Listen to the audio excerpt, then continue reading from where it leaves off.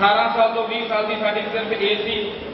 ਅਸੀਂ ਸਕੂਲ ਜਾਣ ਤੋਂ ਬਾਅਦ ਆਣ ਕੇ ਇਕੱਠੇ ਸਾਡੇ ਸਾਥੀ ਹੁੰਦੇ ਸੀ, ਅਸੀਂ ਬੈਠ ਕੇ ਸਾਰੇ ਜਾਣੇ ਕਾਸ਼ੀ ਨਗਰ ਦੇ ਵਿੱਚ ਇੱਕ ਜਗ੍ਹਾ ਤੇ ਇਕੱਠੇ ਹੋ ਕੇ ਫੁੱਟਬਾਲ ਸੀਦੇ ਸੀ ਔਰ ਉਹ ਫੁੱਟਬਾਲ ਸੀਨ ਕੇ ਅਸੀਂ ਜਿਹੜੇ ਪੈਸੇ ਇਕੱਠੇ ਕਰਦੇ ਸੀ ਉਹ ਪੈਸੇ ਇਕੱਠੇ ਕਰਨ ਤੋਂ ਬਾਅਦ ਅਸੀਂ ਸੋਚਿਆ ਸੀ ਕਿ ਅਸੀਂ ਬਾਬਾ ਸਾਹਿਬ ਅੰਬੇਦਕਰ ਜੀ ਦਾ ਜਨਮ ਦਿਨ ਮਨਾਇਆ ਕਰਾਂਗੇ। ਔਰ ਉਸ ਟਾਈਮ ਦੇ ਵਿੱਚ ਸਾਡੇ ਬਹੁਜਨ ਸਮਾਜ ਪਾਰਟੀ ਦੇ ਸਤਨਾਮ ਸਿੰਘ ਕੈਂਪ ਜੋ ਕਿ ਪਹਿਲੀ ਵਾਰੀ MLA ਬਣੇ ਸਨ, ਅਸੀਂ ਉਹਨਾਂ ਨੂੰ ਵੇਟ ਕੀਤੀ, ਅਸੀਂ ਉਹਨਾਂ ਨੂੰ ਸੱਦਾ ਪੱਤਰ ਦਿੱਤਾ ਕਿ ਤੁਸੀਂ ਸਾਡੇ ਸਮਾਜ ਦੇ MC ਆਓ, ਤੁਸੀਂ ਸਾਡੇ ਸਮਾਜ ਦੇ ਵਿੱਚ MLA ਬਣ ਕੇ ਅੱਗੇ ਆਏ ਹੋ, ਅਸੀਂ ਤੁਹਾਨੂੰ ਸੱਦਾ ਪੱਤਰ ਦੇਣ ਆਏ ਹਾਂ। ਔਰ ਮੇਰੇ ਸਾਥੀਆਂ ਨੇ ਸੱਦਾ ਪੱਤਰ ਦਿੱਤਾ ਔਰ ਯਕੀਨ ਕਰਕੇ ਜਾਣਿਓ ਕਿ ਉਸ ਰਾਤ ਨੂੰ ਜੋ ਕੁਝ ਸਾਡੇ ਨਾਲ ਅਸੀਂ ਉਸ ਸਟੇਜ ਨੂੰ 2 ਵਜੇ ਤੱਕ 3 ਵਜੇ ਤੱਕ ਲੈ ਕੇ ਗਏ ਹਾਂ ਉਹ ਸਾਨੂੰ ਹੀ ਪਤਾ ਹੈ, ਕਿਉਂਕਿ ਸਾਡੇ ਵਾਸਤੇ ਉਹ ਨਵਾਂ ਪ੍ਰੋਗਰਾਮ ਸੀ। ਸਾਨੂੰ ਇੱਥੇ ਤੱਕ ਵੀ ਕਿਹਾ ਗਿਆ ਕਿ ਇਹ ਬੇਸਮਝ ਹੈਗੇ ਹਨ, ਵੀ ਇਹਨਾਂ ਨੂੰ ਸਮਝ ਨਹੀਂ ਹੈ, ਬੇਸਮਝੀ ਕਰਦੇ ਹਨ। ਪਰ ਅੱਜ ਮੈਂ ਇਸ ਨਗਰ ਦੇ ਵਿੱਚ ਗੁਰੂ ਮਹਾਰਾਜ ਦੀ ਹਜ਼ੂਰੀ ਦੇ ਵਿੱਚ ਇਹ ਗੱਲ ਕਹਿਣਾ ਚਾਹੁੰਦਾ ਹਾਂ ਕਿ ਅਸੀਂ ਉਦੋਂ ਬੇਸਮਝ ਨਹੀਂ ਸੀ, ਅਸੀਂ ਸਾਡੀ ਉਮਰ ਘੱਟ ਸੀ, ਪਰ ਅਸੀਂ ਚਾਹੁੰਦੇ ਸੀ ਕਿ ਬਾਬਾ ਸਾਹਿਬ ਅੰਬੇਦਕਰ ਦਾ ਮਿਸ਼ਨ ਅਸੀਂ ਲੈ ਕੇ ਅੱਗੇ ਵਧੀਏ।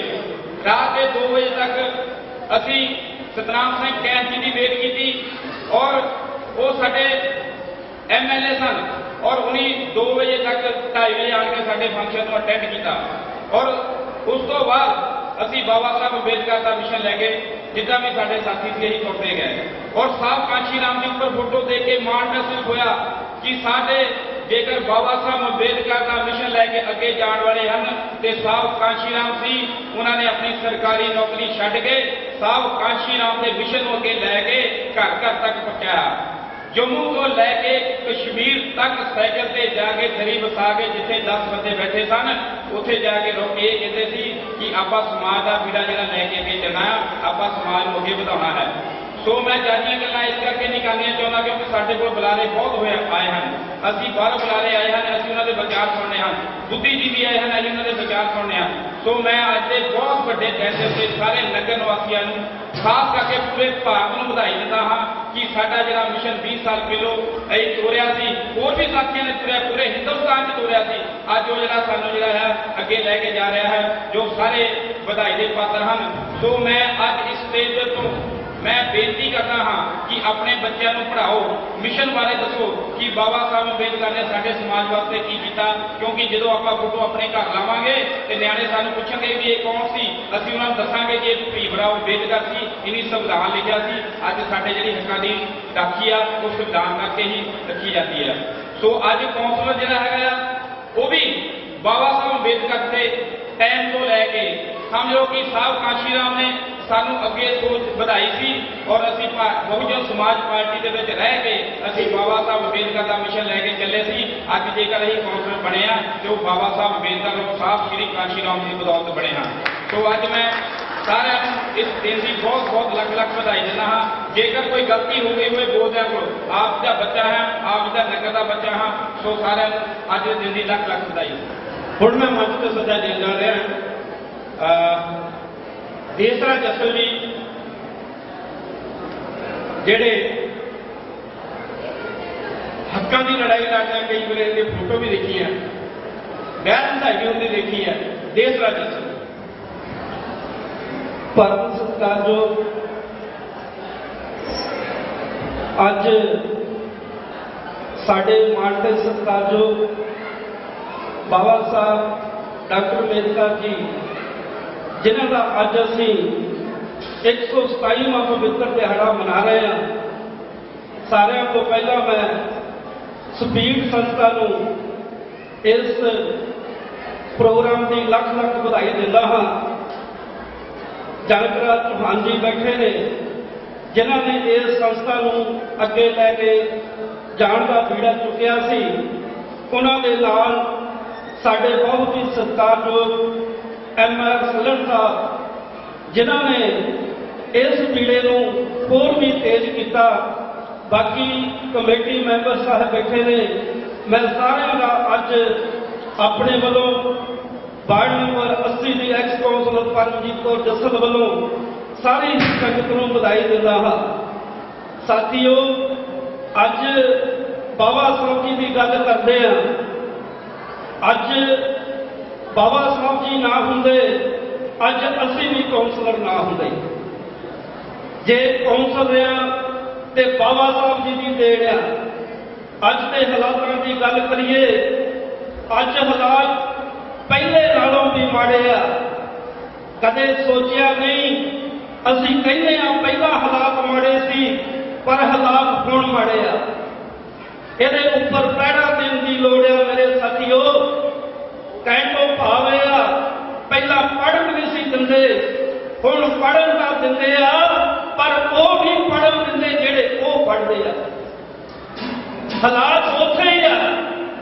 ਉਦੋਂ ਪੜ੍ਹ ਵੀ ਸੀ ਦਿੰਦੇ, ਅੱਜ ਪੜ੍ਹਨ ਤਾਂ ਦਿੰਦੇ ਆ, ਪਰ ਉਹ ਵੀ ਪੜ੍ਹਨ ਦਿੰਦੇ ਜਿਹੜੇ ਉਹ ਪੜ੍ਹਦੇ ਆ।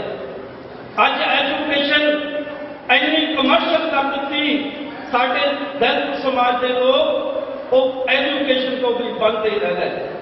अज पंजाबी स्कूलों की गल करिए, मैं तो यह गल कहनी चाहूँगा, मैं घट्टो घट 100 स्कूलों का सर्वे किया पिंडों के जेडे दलित समाज के स्कूल ने, जिन्होंने सरकारी स्कूल कहते हैं, वो सरकारी स्कूलों के किते 95 बच्चे दलित समाज के आ, किसी 25 बच्चे दलित समाज के आ। क्यों बंड हो गए? जेडे 10% रह गए वो भी साडे वर्गे आ, वो भी साडे वर्गे आ जेडे स्कूलों के पढ़ते आ।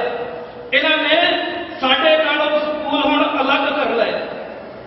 पहला कट्ठे सी पढ़ने सी दिंदे, अज मैं सरकारां नूं इह गल करनी चाहां, इन्हों सरकारी स्कूल ना लिखो, इन्हों दलितां दे स्कूल लिख दो। जे दलितां दे बच्चे पढ़ने आ, उत्थे सरकारी स्कूल लिखण की लोड़ नहीं है, उत्थे दलितां दे स्कूल जेडे लिखे जाने चाहिए आ। अज जेडे CBSE की पढ़ाई की गल करिए, साडे नौजवान साथी वो बच्चों को स्कूलों के दाखला नहीं ले सकते। अज साडे समाज में PCS बने, IPS बने, जज साहब बने, पर बाबा साहब जी की देन है। बाबा साहब की देन है, उन्होंने पढ़िया। जेडे साडे चों अज बजुर्गों की याद आउंदी आ, साडे बजुर्ग कोई खड्डियां का काम करता सी, कोई मोची का काम करता सी, कोई तरखाना काम करता सी। उन्होंने अपने बच्चों नूं चंगी उच्च विद्या प्राप्त की ते वो जज बने, DC बने, PC SO अफसर बने। अज PCS का बच्चा पढ़िया भी अपने बच्चे को नौकरी से विराजमान नहीं कर सकता। वो बजुर्गों का सत्कार करिए जिन्होंने इन्नी आकती महंगाई के विचों अपने बच्चों को पढ़ा के वो पीढ़ियां देखो जेडे सरकारी स्कूलों के पढ़ के बड़िया बड़िया क्लासों के विद्या प्राप्त की। उन्होंने बुजुर्गों का वो अनपढ़ नहीं सी। अज गल करिए अनपढ़ असीं आ जेडे अपने बच्चों को पढ़ा नहीं सकते। वो अनपढ़ नहीं सी बुजुर्ग, उन्होंने अपने बच्चों को पढ़ा के चंगियां मंजिलों से भेजा। तो जे मैं घाह खोदता हाँ, मैं अपने बच्चे को घाह नहीं खोदन दूंगा। जे मेरा बच्चा, जे मैं अज किसान के घर काम करता हाँ, मेरा बच्चा किसान के काम करने नहीं करेगा। पर उन्होंने अपने निशाने से पहुंचा, पर असी उथे दे उथे VK तिवाड़ी जी जेडे हर मौके से मैनू खुद आशीर्वाद देंदे हुंदे सी, उन्हां दा बहुत ज़्यादा ऋणी है मैं। सानू उन्हां दी घाट उदों महसूस नहीं हुंदी जदों साडे विच मैडम सरिता तिवाड़ी जी आ जांदे ने।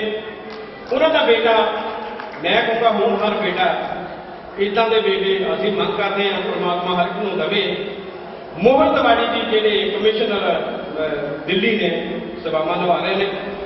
मैं हूँ साडे मंच से अचेचे तौर पर इसे तशरीफ ले आया। मैं बेनती करा कि वो सिर्फ 2 मिनट लिए मैं मोहन तिवाड़ी जी मंच से सदा देना 2 मिनट। स्टेट सदर साहब, डॉक्टर भीमराव अम्बेडकर जी के 127वें जन्मदिन से आए हुए आज सारे माणयोग पसंद सज्जन, खास तौर पर स्पीड ਅਤੇ रिंग फाउंडेशन वालों ऑर्गेनाइज किया फंक्शन से आए हुए सारे मेहमानों, सारे लोगों को मैं दिल तो नमस्कार करना। ਜਨਕਰਾ ਚੌਹਾਨ ਜੀ, ਸੱਲਮ ਸਾਹਿਬ, DC ਕੌਲ ਸਾਹਿਬ ਜਿਹੜੇ ਮੇਰੇ ਟੀਚਰ ਰਹੇ ਨੇ, ਹੋਰ ਸਤਪਾਲ ਜੀ, ਸਭ ਦਾ ਮੈਂ ਇਹ ਕਹਿੰਦਾ ਕਿ ਬੜਾ ਵੱਡਾ ਇੱਕ ਮੁਹਿੰਮ ਚੱਕੀ ਹੈ ਇਹਨਾਂ ਨੇ ਕਿ ਵੀ ਬੱਚਿਆਂ ਨੂੰ ਐਜੂਕੇਟ ਕਰਨ ਵਾਸਤੇ, ਅੱਗੇ ਦਿਸ਼ਾ ਦਿਖਾਉਣ ਵਾਸਤੇ। ਮੈਂ ਇੱਥੇ ਬੈਠਾ ਗੱਲਾਂ ਸੁਣ ਰਿਹਾ ਸੁਣਦੀਆਂ, ਸਾਰੇ ਬੁਲਾਰਿਆਂ ਨੇ ਪਿਛੋਕੜ ਵਾਲੀ ਗੱਲ ਕੀਤੀ ਕਿ ਵੀ ਕਿੱਦਾਂ ਡਾਕਟਰ ਭੀਮ ਰਾਓ ਅੰਬੇਦਕਰ ਜੀ ਨੇ, ਜਿਹੜੇ ਕਿ ਚੇਅਰਮੈਨ ਸੀਗੇ ਡਰਾਫਟਿੰਗ ਕਮੇਟੀ ਦੇ, ਕਨਸਟੀਟਿਊਸ਼ਨ ਲਿਖਿਆ ਜਿਹੜਾ ਕਿ ਇਸ ਲਾਅ ਦਾ, ਇਸ ਲੈਂਡ ਦਾ, ਇਸ ਦੇਸ਼ ਦਾ ਸਭ ਤੋਂ ਵੱਡਾ ਲਾਅ ਹੈ, ਕਾਨੂੰਨ ਹੈ, ਜਿਹਦੇ ਅੰਦਰ ਸਾਰਾ ਦੇਸ਼ ਚੱਲਦਾ ਹੈ। ਉਸ ਤੋਂ ਬਾਅਦ ਕੁਝ ਬੁਲਾਰਿਆਂ ਨੇ ਗੱਲਾਂ ਕੀਤੀਆਂ ਕਿ ਵੀ ਕਿੱਦਾਂ ਪਿਛੋਕੜ ਵਿੱਚ ਬੜੀਆਂ ਮੁਸ਼ਕਿਲ ਹਾਲਾਤਾਂ ਵਿੱਚੋਂ ਵੀ ਲੋਕਾਂ ਨੇ ਨਿਕਲ ਕੇ ਸਫਲਤਾ ਹਾਸਲ ਕੀਤੀ ਹੈ। ਕੁਝ ਲੋਕਾਂ ਨੇ ਕਿਹਾ ਕਿ ਅਸੀਂ ਹਥਿਆਰਾਂ ਵੱਲ ਜਾਣਾ ਹੈਗਾ, ਉਹ ਵੀ ਗੱਲਾਂ ਕੀਤੀਆਂ। ਪਰ ਮੈਂ ਉਹ ਗੱਲਾਂ ਨੂੰ ਸਭ ਨੂੰ ਸੁਣਨ ਤੋਂ ਬਾਅਦ ਇਹ ਕਹਿਣਾ ਚਾਹੁੰਦਾ ਕਿ ਇਹ ਗੱਲਾਂ ਹੋ ਗਈਆਂ ਪਿਛਲੀਆਂ, ਹੁਣ ਆਪਾਂ ਅੱਗੇ ਕਿੱਧਰ ਜਾਣਾ ਹੈਗਾ, ਆਪਣਾ ਅਗਲਾ ਰਸਤਾ ਕੀ ਹੈਗਾ। ਤਾਂ ਰਸਤਾ ਸਾਨੂੰ ਡਾਕਟਰ ਭੀਮ ਰਾਓ ਅੰਬੇਦਕਰ ਜੀ ਤੁਹਾਨੂੰ ਸਭ ਦੇ ਸਾਹਮਣੇ ਦਿਖਾ ਰਹੇ ਨੇ। ਕੀ ਦਿਖਾ ਰਹੇ ਨੇ? ਅੰਬੇਦਕਰ ਜੀ ਨੇ ਇੱਕ ਉਂਗਲੀ ਉੱਪਰ ਕੀਤੀ ਹੋਈ ਹੈ, ਜੋ ਨੇ ਕਿਤਾਬ ਹੈ, ਕੋਈ ਪਿਸਤੌਲ ਨਹੀਂ ਹੈਗੀ। ਉਹਨਾਂ ਨੇ ਕੀ ਕੀਤਾ ਹੈ, 1 ਨੰਬਰ ਜਾਂ ਉੱਤੇ ਜੇ ਉੱਠਣਾ ਹੈਗਾ ਤਾਂ ਖੱਬੇ ਹੱਥ ਚੋਂ ਕਿਤਾਬ ਬਣੀ ਹੋਈ ਹੈ। ਠੀਕ ਹੈ ਜੀ। ਐਜੂਕੇਸ਼ਨ ਜਾਂ ਪੜ੍ਹਾਈ ਲਿਖਾਈ ਜਾਂ ਜਿਹੜੀ ਵੀ ਸਕਿੱਲਸ ਹੈਗੀਆਂ ਨੇ, ਉਹਨੇ ਹੀ ਪੂਰੇ ਸਮਾਜ ਨੂੰ, ਉਹਨੇ ਹੀ ਬੱਚਿਆਂ ਨੂੰ ਅੱਗੇ ਲੈ ਕੇ ਜਾਣਾ ਹੈ। ਜਿਹੜੇ ਪੇਰੈਂਟਸ ਇੱਥੇ ਬੈਠੇ ਹੋਏ ਨੇ, ਮਾਂ-ਪਿਓ ਬੈਠੇ ਹੋਏ ਨੇ, ਜਿਹੜੇ ਬੱਚੇ ਬੈਠੇ ਹੋਏ ਨੇ, ਸਭ ਨੂੰ ਮੈਂ ਇਹ ਮੈਸੇਜ ਦੇਣਾ ਚਾਹੁੰਦਾ ਕਿ ਤੁਸੀਂ ਇਸ ਇਮੇਜ ਨੂੰ ਦੇਖੋ। ਤੁਸੀਂ ਜਾਂਦੇ ਆਏ ਹੋ, ਤੁਸੀਂ ਭੀਮ ਰਾਓ ਅੰਬੇਦਕਰ ਜੀ ਦੀ ਫੋਟੋ ਨੂੰ ਦੇਖ ਰਹੇ ਹੋ, ਤਾਂ ਇਹ ਤੋਂ ਸਿੱਖੋ ਕਿ ਵੀ ਸਾਡੇ ਕੋਲ ਕਿਤਾਬ ਪੜ੍ਹਨੀ ਹੈ। ਅਸੀਂ ਪੜ੍ਹਾਈ ਲਿਖਾਈ ਤੋਂ ਹੀ ਅੱਗੇ ਵੱਧ ਸਕਦੇ ਹਾਂ। ਅੱਜ ਦੀ ਡੇਟ 'ਚ ਵਧੀਆ ਨੌਕਰੀ ਲੈਣੀ ਹੈ, ਚਾਹੇ ਸਰਕਾਰੀ ਨੌਕਰੀ ਹੋਵੇ, ਪ੍ਰਾਈਵੇਟ ਨੌਕਰੀ ਹੋਵੇ, ਉਹਦੇ ਵਿੱਚ ਸਭ ਤੋਂ ਪਹਿਲਾਂ ਮੁੱਲ ਕਿਸ ਚੀਜ਼ ਦਾ ਪੈਂਦਾ ਹੈ?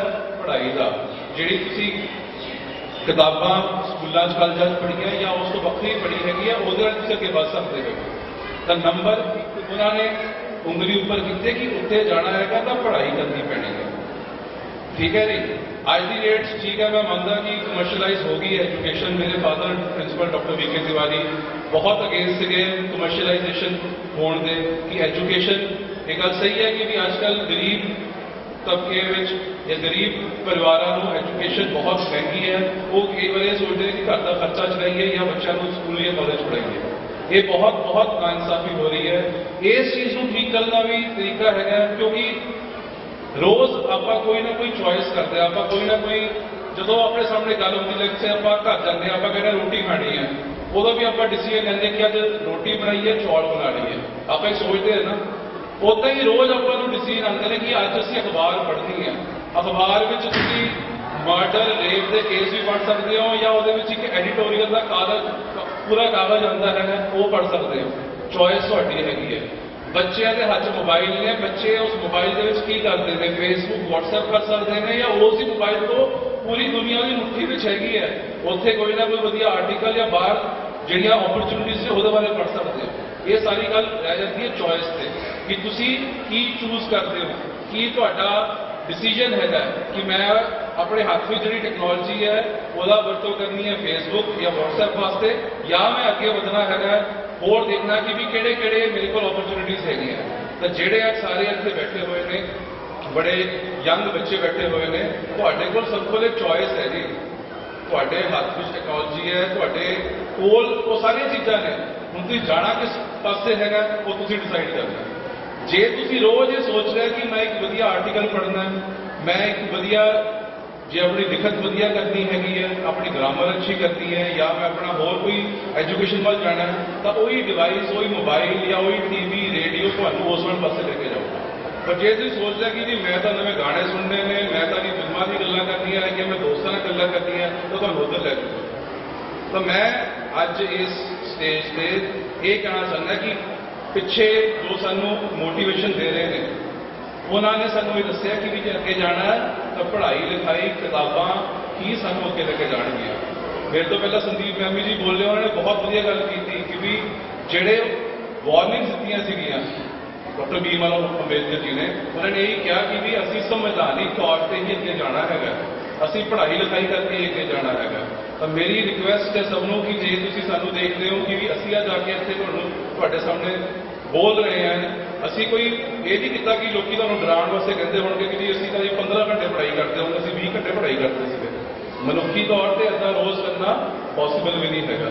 ਪਰ ਤੁਹਾਨੂੰ ਮੈਂ ਇਹ ਕਹਿਣਾ ਚਾਹੁੰਦਾ ਕਿ ਜੇ ਤੁਸੀਂ ਡਿਸੀਜਨ ਰੋਜ਼ ਠੀਕ ਲੈਂਦੇ ਹੋ ਕਿ ਅੱਜ ਮੈਂ ਆਪਣੇ ਆਪ ਨੂੰ ਵਿੱਚ ਕੋਈ ਇੱਕ ਚੀਜ਼ ਵਧੀਆ ਅਪਣਾਉਣੀ ਹੈਗੀ ਹੈ, ਮੈਂ ਕੋਈ ਚੀਜ਼ ਸਿੱਖਣੀ ਹੈਗੀ ਹੈ, ਤਾਂ ਉਹ ਤੁਹਾਡੇ ਕੋਲ ਸਾਰੀਆਂ ਚੀਜ਼ਾਂ ਅਵੇਲੇਬਲ ਨੇ। ਤੁਹਾਡੇ ਮੋਬਾਈਲ 'ਚ ਹੀ ਹੈਗੀ ਹੈ ਜਾਂ ਤੁਹਾਡੇ ਕੋਲ ਅਖਬਾਰ ਵਿੱਚ ਕਿਤਾਬ ਰੂਪ 'ਚ ਹੈਗੀ ਹੈ, ਪਰ ਤੁਹਾਨੂੰ ਉਹਨੂੰ ਉਹਦੇ ਵੱਲ ਜਾਣਾ ਪੈਣਾ ਹੈਗਾ, ਉਹਦੇ ਵੱਲ ਤੁਰਨਾ ਪੈਣਾ ਹੈਗਾ।